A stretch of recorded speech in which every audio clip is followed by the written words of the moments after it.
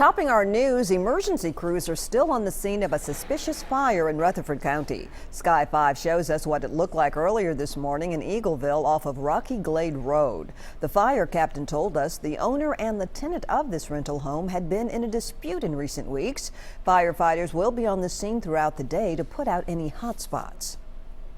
An armed militia-style group is vowing to occupy several federal buildings in Oregon indefinitely. This morning, the FBI is taking the lead to resolve the standoff at the National Wildlife Refuge. John Blackstone is there.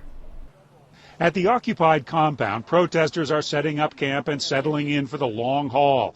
Ammon Bundy is leading the occupation. He says they're fighting back against the government's expansion of the over 100-year-old federal wildlife refuge at the expense of local ranchers. There's been some tremendous abuses. They've used the courts to prosecute and to basically take the land and resources away from the people. Back in 2014, Bundy's father, Cliven, was embroiled in a dispute with federal officials over grazing rights on federal land in Nevada. That escalated into an armed confrontation. This group set up camp Saturday after a march in a nearby town in support of two ranchers. Go Hammond! Yeah! Dwight Hammond and his son Stephen were convicted of setting fires on federal land in 2001 and served jail time. They say it wasn't arson, but controlled burns to protect their property. In October, a judge added 4 more years to their sentence. It just seems like a little overreach for having burned 127 acres. In a statement, the Hammond's attorney reports they're not associated with Bundy's group, saying neither Ammon Bundy nor anyone within his group or organization speak for the Hammond family.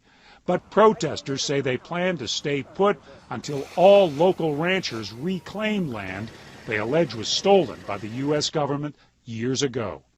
John Blackstone, CBS News, Burns, Oregon. It was an emotional return to work this morning for hundreds of people at the site of the San Bernardino terror attack. The Inland Regional Center has been closed since December 2nd when a married couple opened fire, killing 14 people. The actual conference center where the attack occurred will remain closed. At least 31 people have died in floods in Illinois, Missouri, Arkansas, and Oklahoma, with more flooding expected downstream along the Mississippi River in the upcoming days. Cape Girardeau is seeing levels drop in many areas, but farmers and residents in West Tennessee and parts of Kentucky are bracing for the waters to rise now. The river there is still expected to remain above flood stage for several days there.